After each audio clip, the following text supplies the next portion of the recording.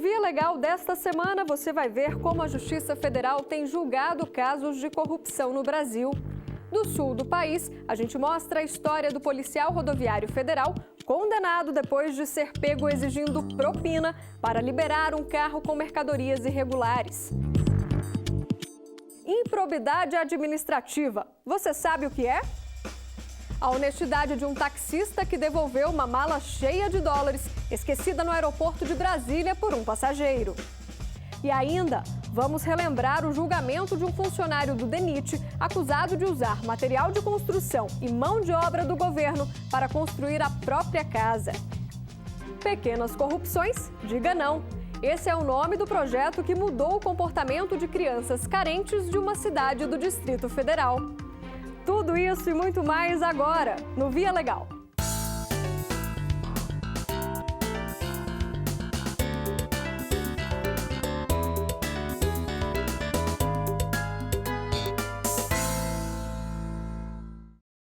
Ela pode estar presente na política, no nosso dia a dia e até nas relações de trabalho. Infelizmente, não é difícil encontrar exemplos de pessoas que aceitam ou pedem dinheiro para conseguir algo em troca. Isso tem nome e é crime. Estamos falando de corrupção. Apesar de muito comum no nosso vocabulário, o termo ainda gera dúvida. E por isso, o Via Legal foi às ruas descobrir o que o brasileiro entende como ato de corrupção.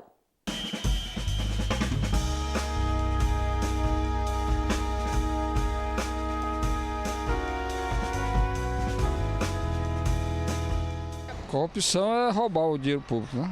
Não só o dinheiro público, qualquer dinheiro que não seja dele, né?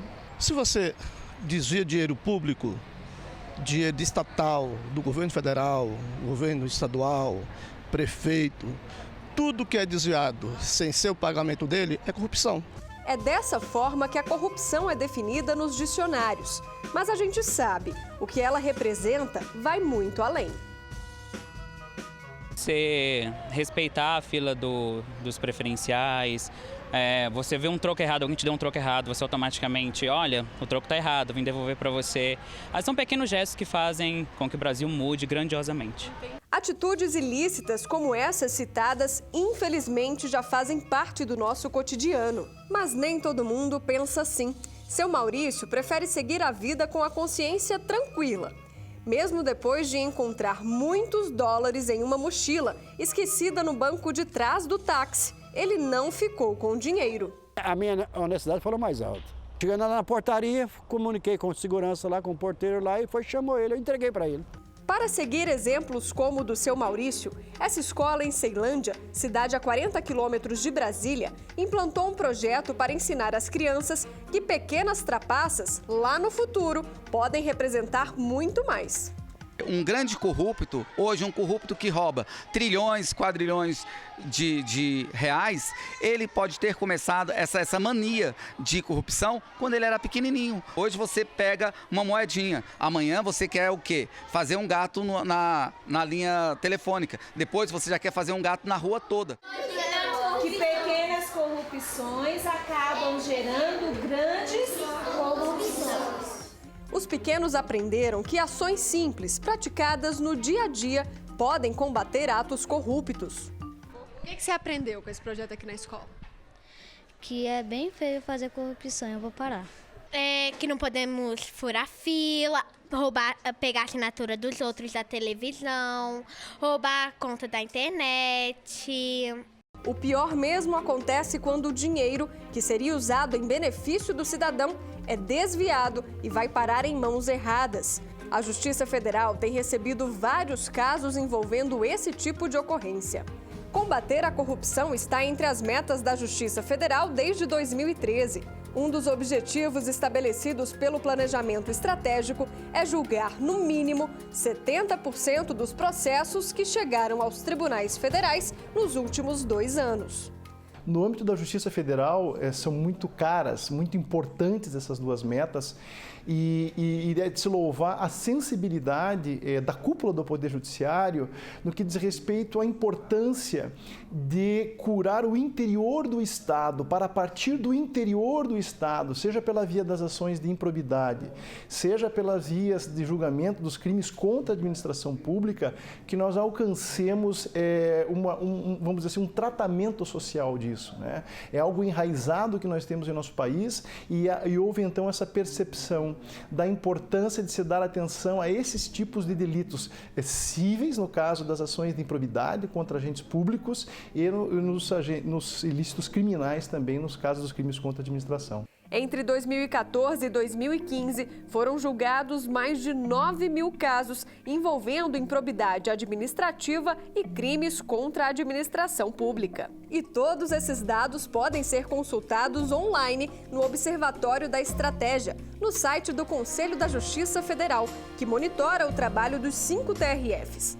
Por ano ou por região, qualquer pessoa pode acompanhar e entender como o Judiciário tem trabalhado. O que é esse observatório? Ali nós temos assim o acesso à informação da Justiça Federal. Sabemos quantos são os juízes, quantos são os servidores, quais são os projetos em andamento na Justiça Federal, quais são as metas, mês a mês como está o cumprimento de cada uma dessas metas, de maneira a melhor cumprir, vamos dizer assim, o acesso, a transparência e a informação. A ideia é continuar com índices positivos e, por isso, o tema foi debatido em um encontro de combate à corrupção que aconteceu em Brasília. O evento reuniu profissionais italianos e brasileiros que estreitaram os laços e assinaram um acordo de cooperação. Cabe registrar que o tema é um tema candente hoje no Brasil, que trata das operações de lavagem de capitais. Para tentar diminuir a prática do crime, a sociedade também se uniu e assinou essa ficha online para pedir ao Congresso Nacional mudanças nas leis que tratam do tema. São 10 medidas contra a corrupção que já foram validadas por mais de 2 milhões de brasileiros. A iniciativa é do Ministério Público Federal e tem o apoio de diversas entidades. A Associação dos Juízes Federais é uma delas. Quando se desvia o dinheiro público, nós estamos deixando as crianças sem educação, nós estamos deixando os nossos doentes sem saúde, nós estamos deixando as estradas esburacadas, nós estamos deixando a nossa população mais carente sem alimentação e isso não deixa de ser um crime hediondo.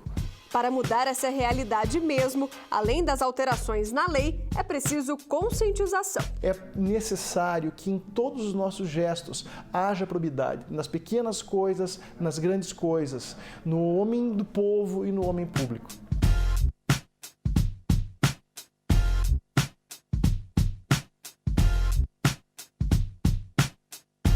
Prestar informações falsas ao governo também é uma forma de violar a lei. De acordo com o Judiciário, tem sido cada vez mais comum a fraude em programas de benefício ao cidadão. É o que acontece com o seguro-desemprego, por exemplo. Quem estiver trabalhando e mentir só para conseguir uma ajuda extra no fim do mês vai ter que devolver tudo aos cofres públicos. Relembre o que foi decidido pela Justiça Federal de São Paulo em um desses casos.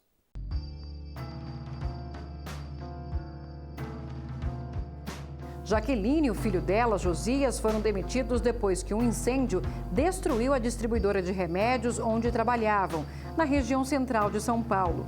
Sem salário, ela só conseguiu pagar as despesas da família porque recebeu o seguro-desemprego. Quando eu fui dar entrada, eu peguei 5 parcelas pelo fato que eu tinha outra empresa que eu trabalhei que eu não peguei. Fui eu que pedi as contas.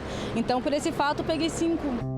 Eduarda também recorreu ao benefício quando a empresa onde ela trabalhava como auxiliar administrativa fechou as portas. Mas já sabia que se conseguisse um novo emprego nesse período, teria que suspender o recebimento. Porque não é justo, né? Eu acho que o que é certo, é certo. Eu não faria de jeito nenhum. Não é correto. Mas nem todo mundo pensa assim e frauda o sistema. Vale lembrar que o trabalhador que volta a exercer uma atividade remunerada e continua recebendo o seguro-desemprego está cometendo estelionato. Como as parcelas são pagas pelo governo, os acusados são julgados pela Justiça Federal. Aqui no Tribunal Regional Federal da Terceira Região, em São Paulo, não faltam casos. E a gente tem notado, só para complementar, um aumento desse tipo de delito. Não sei se por necessidade ou pela sensação de impunidade ou até pelo momento que o país vive, onde o empregado se depara com essa situação e acha que isso não é nada. Quando o crime é confirmado, os empregados são condenados a devolver aos cofres públicos todo o valor recebido indevidamente. Além disso, quem comete a irregularidade pode pegar até 5 anos de prisão. Todo mau uso do dinheiro público ou fraude no seguro-desemprego tem que ser combatida, porque nós estamos falando de corrupção e nós estamos falando de uma questão que precisa ser resolvida e que não podemos admitir esse tipo de coisa.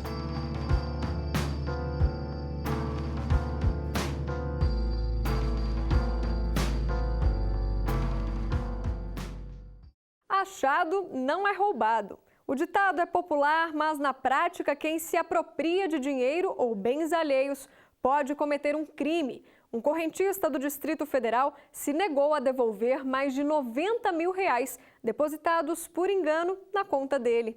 O mau exemplo rendeu um processo na justiça e o homem precisou devolver todo o valor com juros e correção. E você? Teria coragem de gastar um dinheiro depositado na sua conta, mesmo sabendo que ele não é seu? Carla é empresária do ramo da beleza. Profissional bem-sucedida, já recebeu diversos prêmios pelo Brasil. Quando não está na clínica de estética que ela mesma montou, na cidade de Ceilândia, próximo a Brasília, dá palestras para empresários renomados. E foi durante essa rotina puxada que ela recebeu um telefonema do banco e teve uma baita surpresa. Eu estava em atendimento e o banco me ligou e aí eu parei um pouquinho, entrei no 0800 para poder discar, para ver o saldo e estava lá. Seu saldo é 450 milhões. E eu falei, não, eu estou ouvindo errado. Novamente, liguei, 450 milhões. Não conformada, fui tirar o extrato. Eu nunca vi tanto zero, 9 zeros da conta. Eu falei assim, meu Deus, que dinheiro é esse? Depósitos ou transferências feitas por engano são mais comuns do que se imagina. Essa situação foi vivida também por moradores de 5 estados, que por um erro da Caixa Econômica Federal ficaram ricos por uma semana. Mas o dinheiro teve que ser devolvido pelos correntistas. Isso é feito por meio de um documento que o cliente assina, autorizando o banco a retirar o crédito indevido da conta. Mas um morador do Distrito Federal sacou o dinheiro rapidamente e se recusou a devolver os R$92 mil que foram depositados por engano na conta dele. A Fundação Habitacional do Exército, responsável pela transferência, foi obrigada a acionar a Justiça. A decisão de primeiro grau foi favorável ao correntista, que recebeu o dinheiro. Porém, no Tribunal Regional Federal da Primeira Região, a sentença foi diferente. Houve um equívoco da Fundação Habitacional do Exército, que depositou 2 vezes na conta do correntista o valor de um mútuo que havia sido acertado entre eles, e a 5ª turma entendeu que o valor do segundo creditamento, que foi indevido, deveria ser retornado, restituído à instituição financeira, com juros e correção monetária para restabelecer a situação anterior.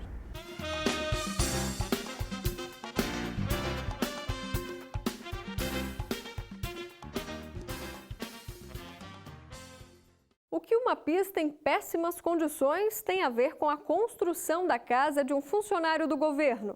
É até difícil acreditar, mas no Nordeste, ex-funcionários do Departamento Nacional de Infraestrutura de Transportes, o DENIT, foram acusados de desviar milhões de reais que seriam usados na revitalização da BR-101 em Pernambuco. Um dos envolvidos chegou a usar material de construção e até mão de obra contratada pelo governo para fazer a própria casa. Relembra a reportagem.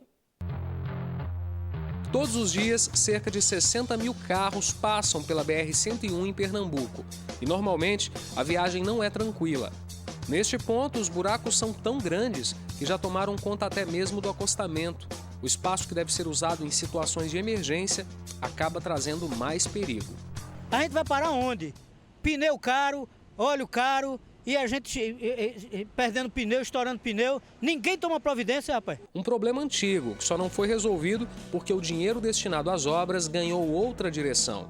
A suspeita de desvio de verbas públicas começou quando a Controladoria Geral da União analisou os contratos de manutenção firmados em 2009. Nós estávamos acompanhando os contratos de manutenção de rodovias do DENIT e percebemos o excesso de responsabilidade em cima de um único servidor. A princípio, ele estava fiscalizando 13 contratos, um montante de 370 milhões de reais. E isso não é uma situação comum. A pessoa em questão ocupava na época o cargo de supervisor de fiscalização do Departamento Nacional de Infraestrutura de Transportes, o DENIT, Genivaldo Paulino da Silva. Mas em vez de controlar as obras, ele facilitava irregularidades, contratos superfaturados, pagamentos duplicados e serviços que nunca saíram do papel fazem parte da lista. Além do supervisor, o ex-superintendente do DENIT, Divaldo de Arruda Câmara, e o ex-supervisor regional de contratos, o Birajara Rezende, também foram denunciados. Esse contrato foi assinado originalmente no valor de 250 milhões de reais e sofreu aditivos, chegou ao valor de 350 milhões. Para a Controladoria Geral da União, não resta dúvida de que os funcionários do DENIT favoreciam as construtoras Queiroz Galvão, Odebrecht, Barbosa Melo e Andrade Gutierrez.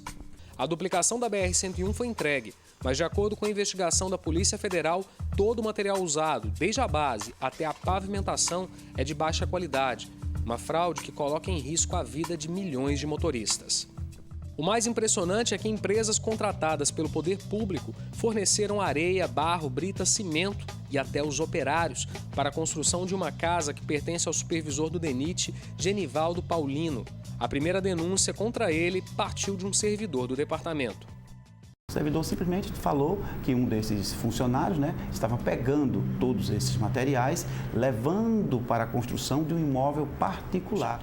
A operação da Polícia Federal foi batizada de Casa 101. Nossa equipe esteve no condomínio onde hoje fica o imóvel construído com dinheiro público, mas ninguém nos atendeu.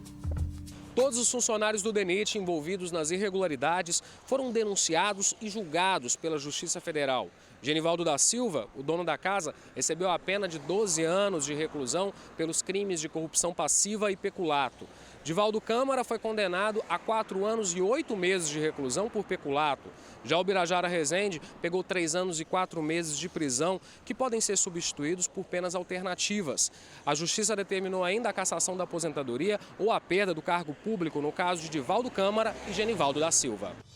A decisão também determinou que as construtoras encaminhem ao Ministério Público documentos relativos à contratação e remuneração de funcionários, guias de recolhimento do FGTS e da Previdência referentes aos últimos 8 anos devem ser analisados. Em nota, o DENIT informou ter instaurado um processo administrativo para avaliar as condutas dos acusados.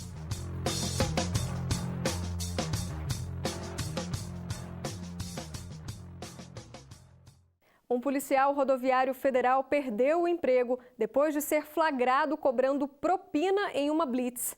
Para liberar um carro carregado com mercadorias irregulares, ele recebeu dinheiro dos passageiros. Esse é apenas um dos milhares de processos envolvendo improbidade administrativa que o TRF4 tem analisado. O tribunal é referência no julgamento de processos sobre esse tema. Mais detalhes na reportagem de Marcelo Magalhães. Nas mãos de um agente público, a propina é considerada ato de improbidade administrativa. Nessas imagens, um fiscal do Detran do Rio de Janeiro exige dinheiro de um taxista para aprovar o veículo do motorista na vistoria anual. Apesar de ser mais comum do que se imagina, o termo improbidade administrativa ainda é desconhecido nas ruas. Eu não tenho muito conhecimento em relação a isso aí, né? Eu acho que é uma palavrinha meio pesadinha, né? Mas É o problema do nosso país, né? Nós temos 3 espécies de improbidade administrativa.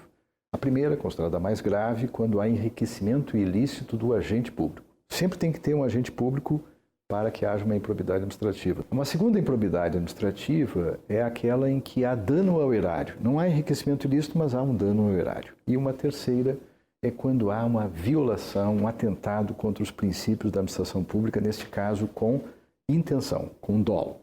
Mas em alguns casos essa lei não é respeitada. Em Ubiratã, no Paraná, um policial rodoviário federal foi flagrado exigindo dinheiro de passageiros de uma van cheia de mercadorias irregulares. Após denúncia, a própria corregedoria da polícia revistou o agente e encontrou R$1.000 na carteira dele. O valor seria resultado das propinas cobradas em apenas um dia de trabalho. Com o flagrante, a Justiça Federal do Paraná determinou a perda do cargo público e o pagamento de multa de R$3.000. De acordo com o processo, ficou comprovado o enriquecimento ilícito. O policial recorreu ao Tribunal Regional Federal da 4ª Região, que manteve a punição. Nos últimos 2 anos, toda a 4ª Região tem sido referência no julgamento de ações de combate à corrupção.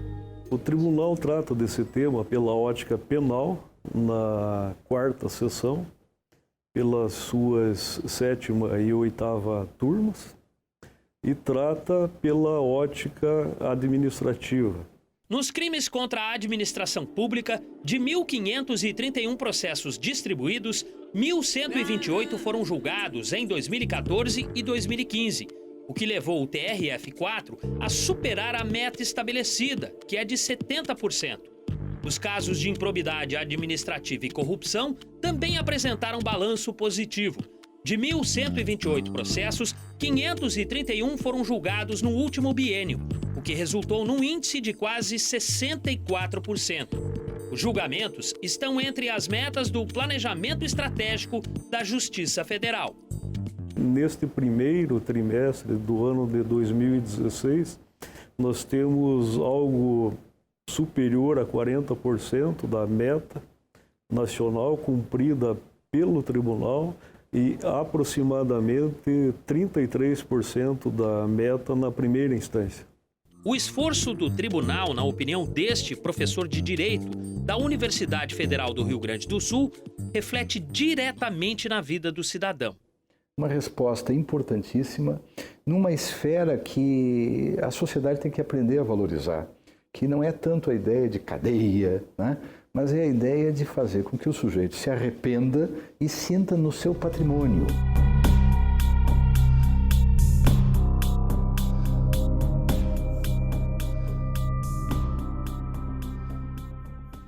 Já parou para conferir linha por linha do seu contra-cheque? Muitas vezes a gente passa batido e nem sabe quais descontos estão encurtando o salário. Mas é bom ficar atento, viu? No Rio de Janeiro, associações fantasmas conseguiram fraudar a folha de pagamento de servidores ligados ao Ministério da Saúde. Eles descontavam do salário as supostas mensalidades. O farmacêutico Teófilo Barbosa já estava aposentado do Ministério da Saúde quando percebeu 2 descontos no contra-cheque que somavam R$ 187. Um estava em nome da Associação Interestadual de Servidores Públicos e o outro beneficiava a Associação Brasileira de Assistência aos Servidores Públicos. Nos 2 casos, os valores foram identificados como mensalidade. A esposa de Teófilo lembra como foi a reação do marido ao saber da cobrança não autorizada. Bom, ele ficou assim indignado e ficou chateado. Entende? Aí telefonava para todo mundo para descobrir o que estava acontecendo, mas não conseguia descobrir nada. Aí ele não conseguiu descobrir também, ligava, conseguiu descobrir pela internet o número. Quando chegou lá, não tinha associação nenhuma. Era tudo falcatrua. A família de Teófilo não encontrou ninguém porque as associações já haviam recebido a visita da polícia. Foram 5 meses de investigação que levaram 7 pessoas para a cadeia. O grupo chegou a enganar cerca de 4.000 vítimas. A fraude funcionava da seguinte forma: as instituições faziam cadastro junto ao Ministério da Saúde e recebiam autorização para funcionar. A partir desse convênio, o acesso à base de dados dos servidores era liberado. As associações usavam nomes e matrículas dos aposentados, mas falsificavam formulários e assinaturas para conseguir cobrar as mensalidades. O Teófilo, por exemplo, quando ele me procurou, ele achou até que fosse um desconto constitucional, um desconto que devido de associações ou até mesmo confusão com sindicatos, o valor é muito pequeno se comparado ao salário dele. Então, na faixa de R$ 80, R$ 70, girando até 90. Como as associações eram ligadas ao Ministério da Saúde, o aposentado tentou resolver o problema na esfera administrativa, mas não deu certo. Sem respostas, o jeito foi entrar com uma ação na Justiça Federal para receber o dinheiro de volta. Durante o processo, a União argumentou que o valor descontado não chegou aos cofres públicos e, por isso, não poderia ser responsabilizada. Argumentos rebatidos por esse juiz federal que analisou o caso. Para ele, é responsabilidade da administração pública controlar esse tipo de cobrança. Segundo o TCU, existiram casos em que o servidor demorou até 3 anos para perceber que aquela associação estava fazendo um desconto que ele não havia autorizado, já que o valor era baixo e estava somado a outros descontos e muitas vezes o servidor não olhava mês a mês o contra-cheque. Na decisão de primeira instância, o juiz determinou que os descontos fossem suspensos imediatamente. Além disso, a União foi condenada a devolver os valores abatidos irregularmente e ainda pagar R$ 5 mil de indenização por danos morais. Depois da morte do aposentado, a filha e a esposa tiveram direito de receber o dinheiro de volta. O dano moral seria interessante para inibir esse tipo de atuação. Não só pelo dano à personalidade, aquela coisa, mas pelo caráter punitivo.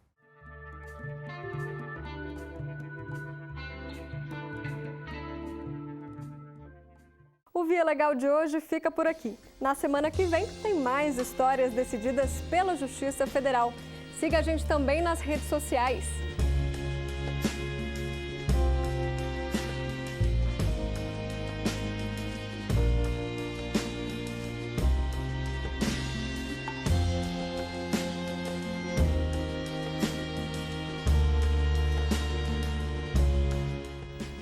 Até mais, tchau!